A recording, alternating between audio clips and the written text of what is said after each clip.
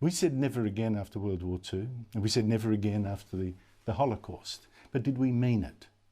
Did we really mean that we would stop such crimes ever happening again? Or were they just cheap words? This war in Ukraine has gone on now for 4 weeks. Now, we in the West have made many fine speeches. We've posted lots of I Stand With Ukraine hashtags. And more usefully, we've sent over many weapons. And it's true, the Ukrainians have used those weapons as they have fought like heroes to almost stop the Russian advance. Almost. But the Russians, in their frustration, now resorting to the most ghastly war crimes. You take the key coastal city of Mariupol, 500,000 people. Unable to conquer that city, the Russians are now just starving it out and bombing it flat. It's like scenes from Dresden. They're bombing even bomb shelters, including a drama theatre where hundreds of people are still believed missing under the ruins, buried alive. Ukraine's security services also issued what it says are intercepted calls of Russian troops, saying they have orders to kill even children. Теперь сказали всех хуярить, всех подряд, гражданские, дети, не дети, всех хуярить сказали, всех. Joining me again from the Ukrainian capital Kyiv is Ukrainian MP Inna Sovsun, who's the deputy head of the pro-European political party Holos. Inna Sovsun, thank you so much for sparing us your time. It's a terrible time for you. The Russian government overnight said Mariupol had to surrender by noon today, Australian time, and anyone who didn't surrender and leave the city would face a Russian military tribunal for their alleged crimes. What do you think that means? Well, it doesn't really matter what the Russians mean, because they will say whatever. They are lying all the time. They're pathological liars. And I think that only means that they will continue doing to Mariupol what they have been doing for the past 3 weeks, which is basically keeping civilians hostage, bombarding the city every 30 minutes, not allowing humanitarian corridors or allowing only a very small number, and keep on bombarding the places where they specifically know children are hiding.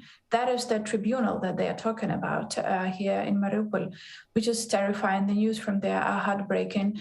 And I actually very much want to thank you for using the words never again, and how that promise has not been kept here in Ukraine.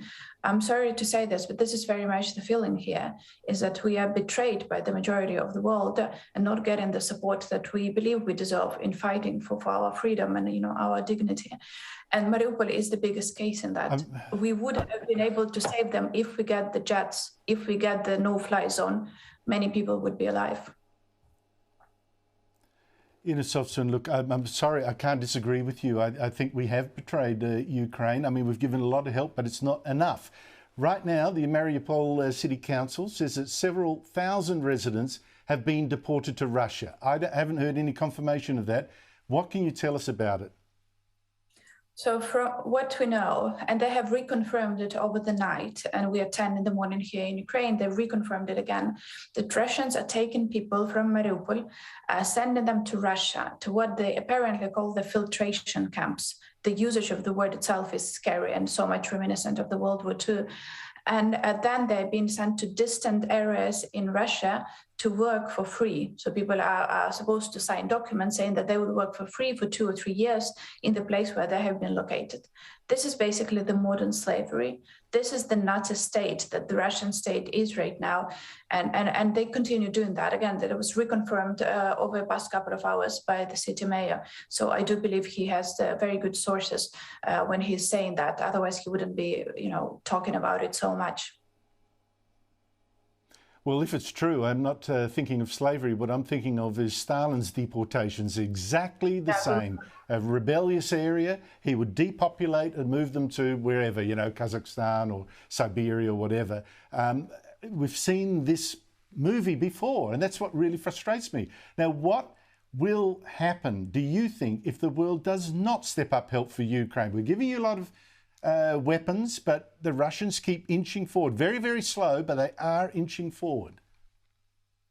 So actually, the situation is different given the location you're looking at. They are truly coming closer in Mariupol, and the Mariupol may fall. We are extremely scared of that, but it might fall because it is surrounded and it's impossible to provide any help on the ground. It would have been so much better if we could provide a help on the sky, but for that we need the no-fly zone and help from the West in order to establish it. If we got the jets that were promised to us by the Polish and the Americans, we would have been able to help people in Mariupol. But other than that, the destiny of Mariupol is the most scary right now. But if you look in other areas, except for this southeast part, in other areas, they're not actually making a lot of progress. They're not making progress at all. And over the past week, Ukrainian army has actually pushed them further from Kyiv. It has pushed them further from Kharkiv. They keep in the defense of Mykolaiv, which is south, but to the west. So Ukrainian army is actually doing very well, and they are unable to fight against the Ukrainian army. And that is why the only thing they're capable of doing is keep on attacking us from air. And just this night, about 10 hours ago, we were hit. The city of Kyiv was hit by a huge explosion. It was probably the biggest one we have had since the day one of the war, with apparently the bomb or the missile hitting the big mall. And I've seen the pictures of the rubble of what is left over there, and it's just terrifying what is left over there. We don't know why the air defense didn't work here in Kyiv, but I think they will keep doing that. Inna Sovsun, thank you so much for your time. Stay safe. I mean, empty words all the way from Australia, but please stay safe, and I hope to speak to you sometime. Victory Day, one would hope. Thank you for your time.